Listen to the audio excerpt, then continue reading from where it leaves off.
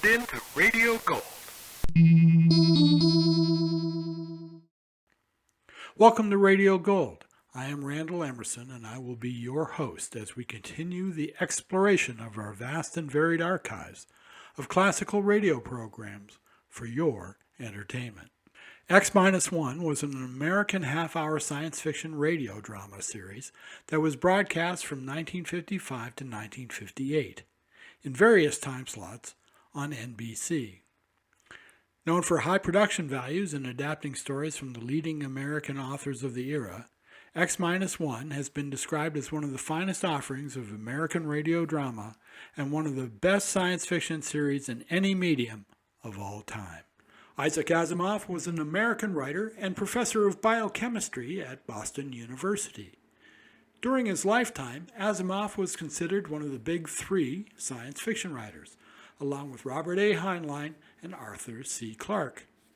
In 1941, he wrote a notable short story that was produced in 1951 as a live radio play that was broadcast into the living rooms of America. Ladies and gentlemen, we present Nightfall.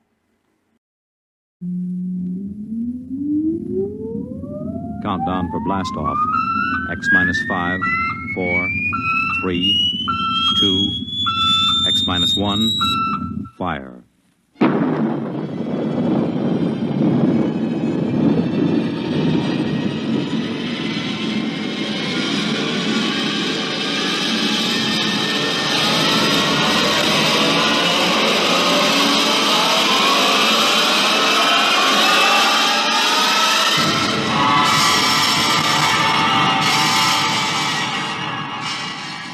From the far horizons of the unknown come transcribed tales of new dimensions in time and space. These are stories of the future, adventures in which you'll live in a million could-be years on 1,000 maybe worlds. The National Broadcasting Company, in cooperation with Street and Smith, publishers of astounding science fiction, presents X-1.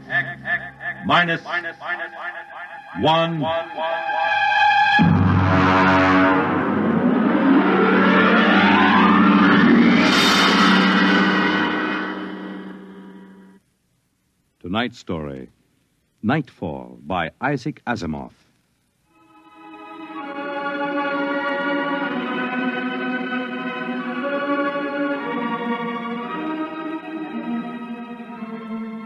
Ralph Waldo Emerson speculated, if the stars should appear one night in 1,000 years, how would man believe and adore and perceive for many generations the remembrance of the city of God? This was philosophically interesting. But on the edge of the galaxy, a planet swings on its orbit in a cluster of 6 suns. These suns hang in the sky above. Never less than 2 shine down through the entire 23.8 hours of the planet's day. The yellow light has burned down on the planet continuously, into the past, till the mind of man runneth not to the contrary.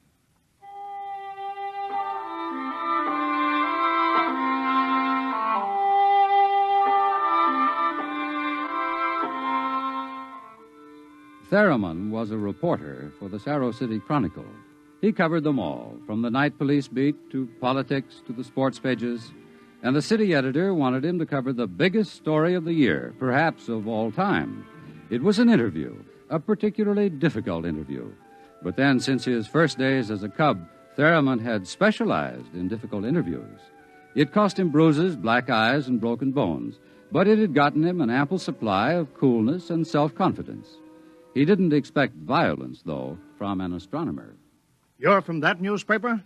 Well, you got a lot of gall coming here. Well, now, look, Dr. Aton, it's only a job. I've read your paper. You've been writing this observatory for 2 months now.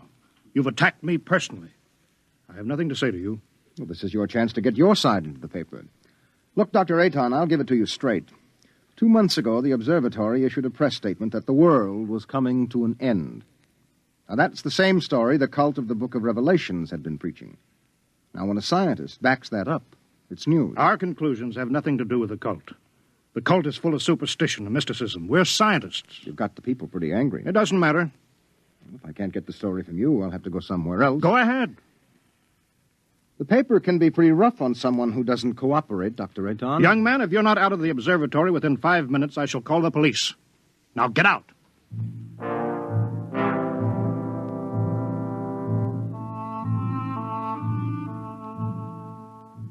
The reporter walks down the long hall from the observatory.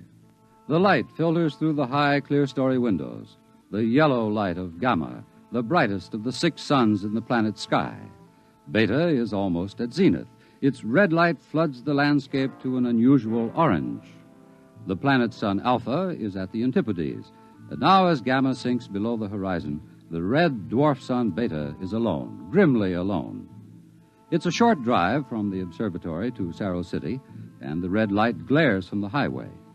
The Temple of the Cult stands hewn from the solid rock of the Dormite Mountains outside the city, and in the inner courtyard stands Sor, the priest of the cult.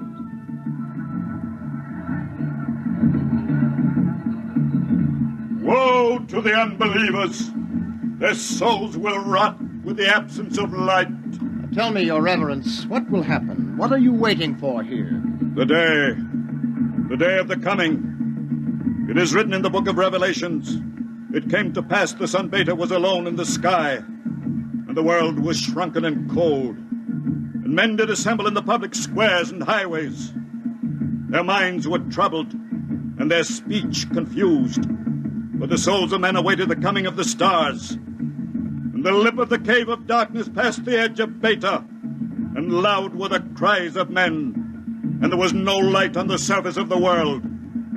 And in this blackness there appeared the stars in countless numbers, and in that moment the souls of men departed from them, and their abandoned bodies became even as beasts. From the stars then reached down the heavens flame, and where it touched, the cities of the world flamed to destruction, so that of man and all the works of man naught remained. So it is written.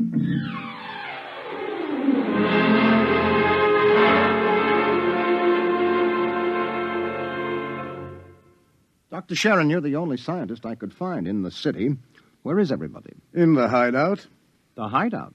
Yes, but the place bored me. I wanted to be out here where things are getting hot. I want to see the stars the cultists are talking about. Besides, they don't want me at the hideout. I'm too scrawny to survive. What is the hideout? Well, we professors have managed to convince a few people that our prophecy of doom is valid. We've got about 3,000 people. They're supposed to hide where the darkness and the stars can't get at them. We hope they'll survive and leave the records. Survive? Survive what? Well, how true it is, I can't say, but the cultists say that every 2,050 years all the suns disappear, and there is a total darkness, and then they say things called stars appear. Of course, men go mad.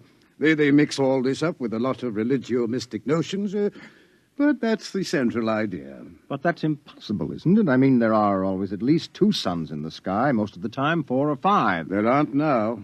Only Beta. You mean that there is going to be worldwide darkness tomorrow, that all mankind will go violently insane? What's behind that? Well, for one thing, the history of civilization of the world. We have located a series of cycles of civilizations comparable to our own, all of which, without exception, were destroyed by fire at the very height of their culture. But is there any scientific theory behind this which would explain it? Well, the University Observatory finished their calculations 2 months ago.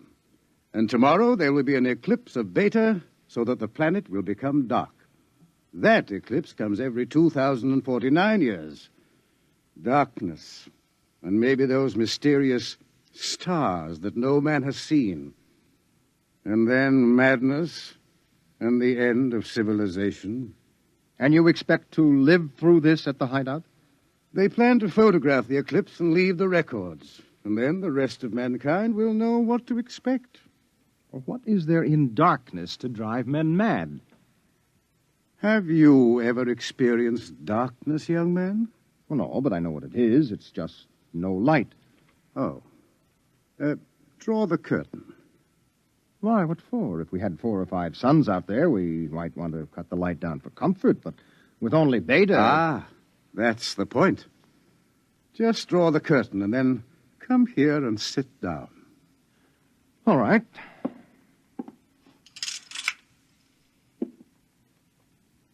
can't see you. Feel your way. But I can't see you. I can't see anything. Do you like it? Oh, it's awful. The walls seem to be closing in on me. I keep wanting to push them away. All right, all right. Draw the curtain back again. Oh, the light. Do you have a drink? Right here. Now, that was just a dark room. Yes, but it wasn't really so bad. You're afraid? Just darkness could do that? This isn't just a metaphysical theory, young man. It's promulgated from observed data. Well, come with me. Where? The locked wall down the corridor.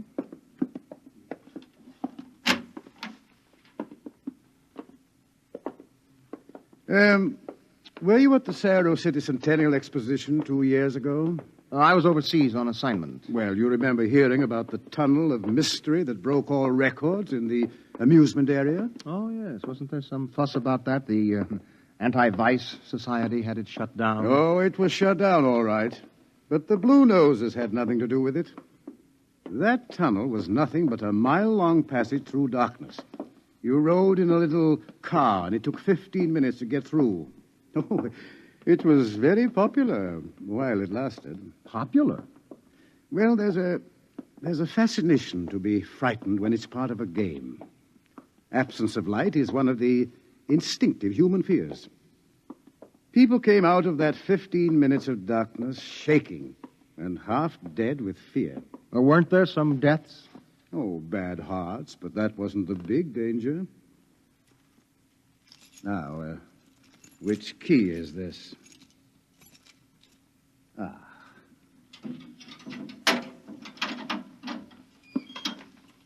Where are we going? You'll see. No, the heart attacks were actually good for business, but there was something else. Here, I'll show you. I want you to see somebody. Latimer. Latimer. Go away. Latimer, I want you to meet somebody. This is Mr. Theremin. No, go away. Hello? He's pushing me. Make him stop pushing me. Go away. I'm not touching him. What's wrong?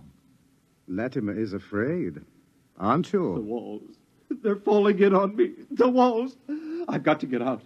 I've got to get out. Let me out. You can't go out, Latimer. It's all right. I've got to get out. Let me out. Let me out. Let me out. At sleeping period, we have to give him a shot of morphine. Otherwise, he'd bat his brains against the wall. What's wrong with him? Nothing. Nothing but 15 minutes in the darkness of the tunnel of mystery. Oh, that's impossible. 1 person out of 10 came out of the tunnel that way. That's why we had it shut down. But why should darkness do that? It's obvious men cannot exist without light. Longer periods of darkness would obviously be fatal.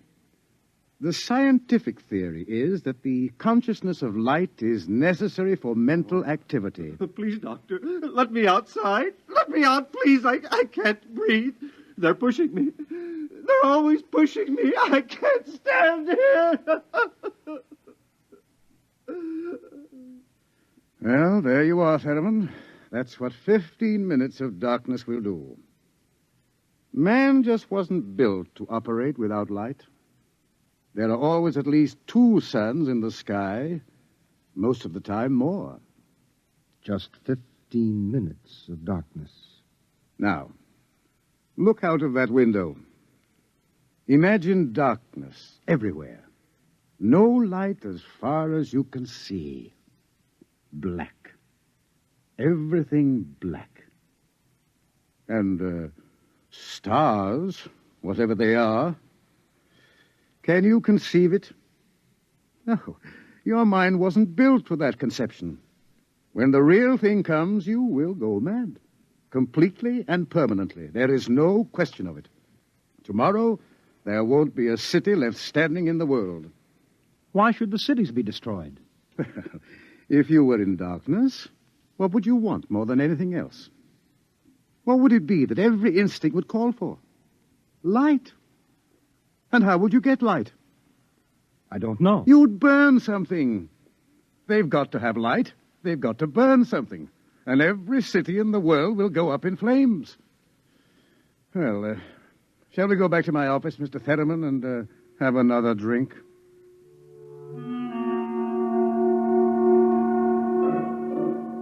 Through the skies, the red sun Beta shines alone.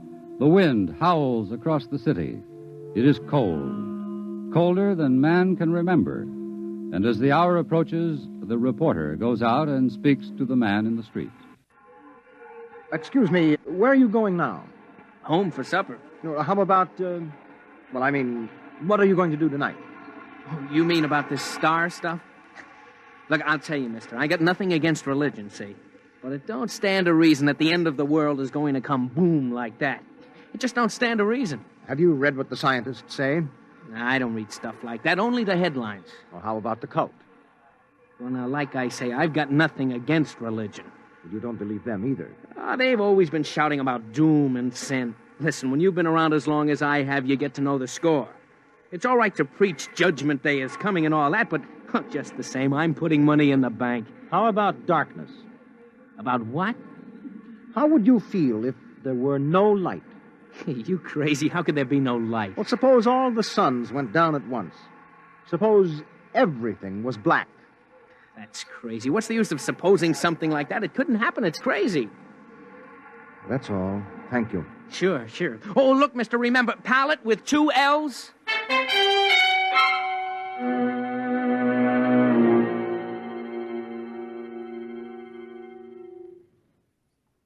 All this talk of scientific explanation, it's sinful, that's what it is. Are you a member of the cult, sir? Sure I am. Been a member since I was a boy. My daddy was a member, too. I've seen the books. It's all written down in the books. Don't you believe the scientists' explanation? Don't need it. I'm going to save my immortal soul. I'm going to stay on the mountaintop in a white robe while the stars carry me away to glory. Blessed be the stars. Amen. What are the stars? The glory, the breath of the heavens, the spirit of the ultimate. That's what they are. The observatory has announced that it intends to take pictures of the stars. Blasphemy. I sold my house. I gave all my money to the poor. Won't need it anymore. I'm going to heaven with the stars. Glory, glory, going with the stars.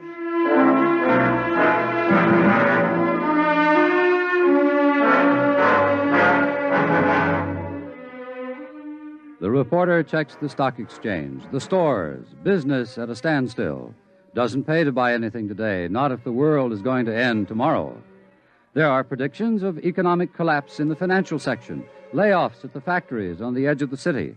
And through the streets, the people will mill and turn, unsure, crying in fear or shouting with bravado. The story isn't here in the city. And so, as the hour approaches, the reporter goes again to the observatory, high in the hills. Look, Dr. Aton, if you are right, if the world is going to be destroyed, what is the difference if I stay here and observe and take notes? Nothing, I suppose. You will be in the way. We have work to do. If I stay out of the way. Hello. Oh, this place is like a morgue. It's freezing outside. The wind is enough to hang icicles on your nose. Beta doesn't seem to give any heat at all, the distance it is. Why aren't you in the hideout, Sharon? Me? I'm part of the race that isn't worth perpetuating. Who's got a bottle? There'll be no alcohol today. Be too easy to get my men drunk. I can't afford to tempt them. All right, Thurman, you can stay. Time we took our positions, the observatory dome is up these stairs. After you. Ah! What is that? Up in the dome, quick! What is it? It's the plates. The photographic plates, they're all smashed. There he is. A cultist. He's going for the telescope. After him. All right, I've got him. Let go. No. Let go. Must be destroyed. It must be. It's all right. He didn't harm anything. Let him up. Well, that's the high priest. I was talking to him yesterday. All right. What do you want? Nothing that you would give me of your own free will. I made a bargain with the cult to give me certain data that you had. In return, I promised to prove the essential truth of the creed. There was no need to prove that. It stands proven by the book of Revelations. I offered scientific backing for you believers. You made of the darkness and the stars a natural phenomenon and removed all its real significance. That was blasphemy. The facts exist. Your facts are a fraud and a delusion. How do you know? I know. I suppose you think in trying to warn the world against the menace of madness, we are placing souls in jeopardy, huh? Well, we haven't succeeded, if that makes you feel better. Your devilish instruments must be destroyed. We obey the will of the stars. Someone call the police in Cerro City. There's no time for that. Let me handle this. The eclipse is only a few minutes away. Look, you. Will you give your word of honor to cause no trouble? I will not. Listen. Just as soon as the eclipse starts, we're going to take you and put you in a closet with the door closed, and you will stay there. Then you won't see the darkness, and you won't see the stars. And that means the loss of your immortal soul, according to the cult. All right. Will you give your word of honor? You have it. You will all be damned for your deeds of today. Look at Beta. The eclipse has started. You can see the blackness against Beta. Get busy on those cameras. Check the exposures very carefully. You're shaking, Mr. Ferriman. Yes, I don't feel very well. You're not losing your nerve. No, I'm just not used to it. You could probably make the hideout. I have been assigned to cover a story. I intend to cover it. Oh, professional honor? Yes. Yes. Allah sofanet radrak. Allah sofanet. What is that? The cultist. That's the book of Revelations. I don't understand it. He is chanting some old cycle language. The book of Revelations was originally written in it. There are probably 2 million people in Cerro City who are trying to join the cult. One gigantic revival.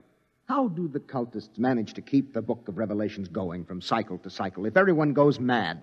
Who wrote the book? There are some people who don't see the stars. The blind, those who drink themselves into a stupor, and children, to whom the world as a whole is too new and too strange for them to be frightened at stars and darkness. They would have memories, and that, combined with the confused, incoherent babbling of the mad, formed the basis for the book of Revelations. Oh, the cult will be riding high down there in the city. I hope they make the most of it. Dr. Sharon, I've just heard from the hideout on the private line. Oh, they're in trouble? They are safe, but the city is a shambles. You have no idea. Well, it'll get worse. What are you shaking about, Dr. Ayton? How do you feel? You don't understand.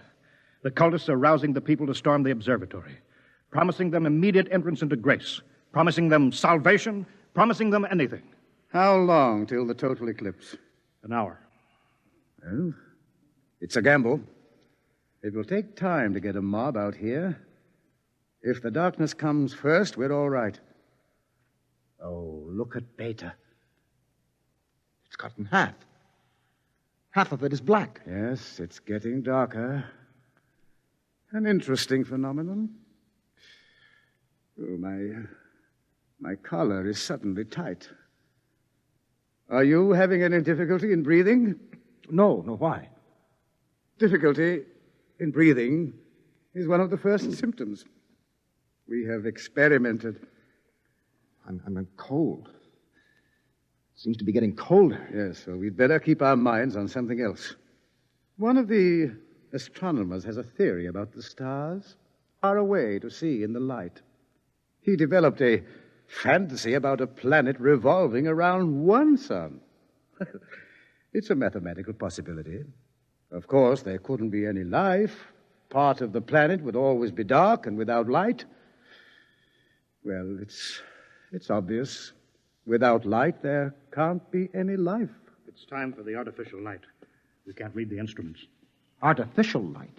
One of the researchers at the university worked it out. Why, it's beautiful. Yellow light. After 4 hours of red. It's beautiful. Light. Light.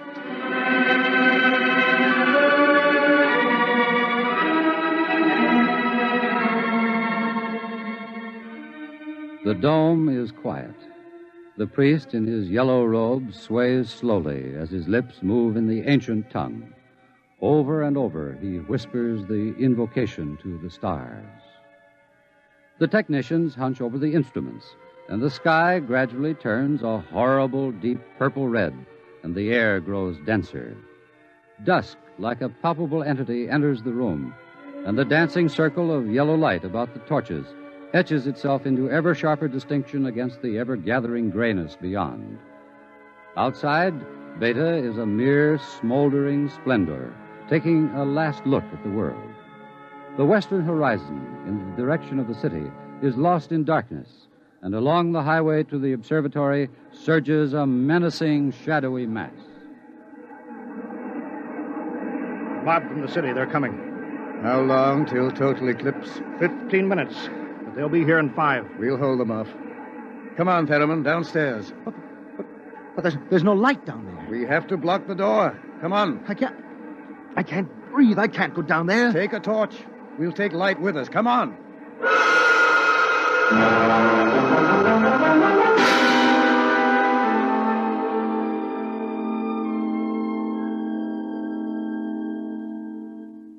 Aiton. I'm here. Did you bar the door? They won't get in. All right, now, everybody. 1 minute till totality. 1 minute. Just before totality, I'm changing the plate.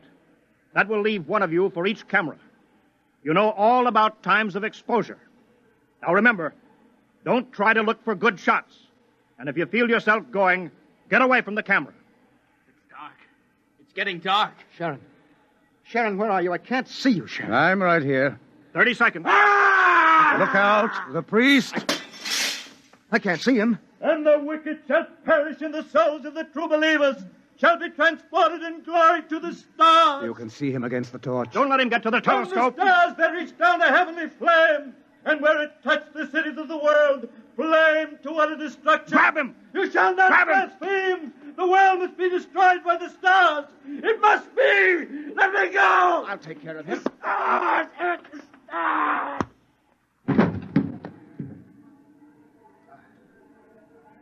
5 seconds to totality.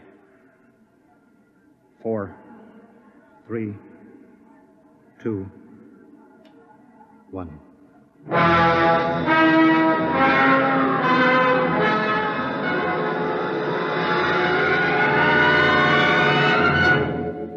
The sky is black, and through it shine the stars. 30,000 minute suns shine down in a soul-searing splendor. It is more frightening in its awful indifference than the bitter wind that shivers across the horrible, cold, bleak world. The stars. The stars. The stars. It's dark. Dark. Dark. The walls. The walls are coming in on me. They're coming in. Light. Light. Light. Darkness. Forever. Light. Forever. And ever. Light. And the walls Light. are breaking in. We did not know. We did not know. We did not know.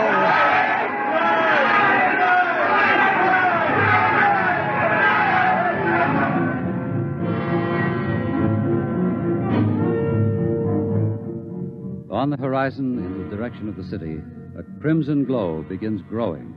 1,000 fires strengthen in brightness that is not the glow of the sun. 1,000,000 fires, as a world mad in the darkness screams in terror for the light. The night has come again.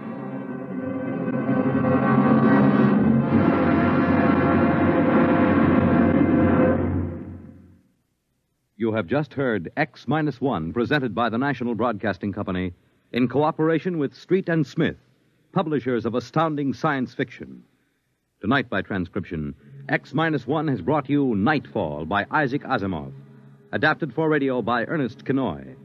Featured in the cast were Wendell Holmes, John Larkin, Santos Ortega, Mercer McLeod, Alan Collins, Bob Hastings, and Roy Fent.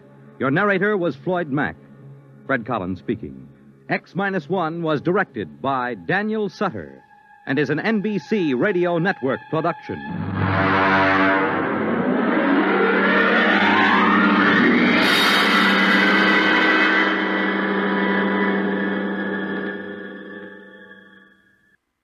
At Radio Gold, we love classic radio, and we look forward to producing and presenting a great variety of new shows like this one every week in our efforts to keep this high-quality art form alive. If you like what we do, please like the video, subscribe, and click the bell to be notified whenever a new show drops. Thank you kindly for your support. Radio Gold is a 3 Nines Fine radio production. See you next time.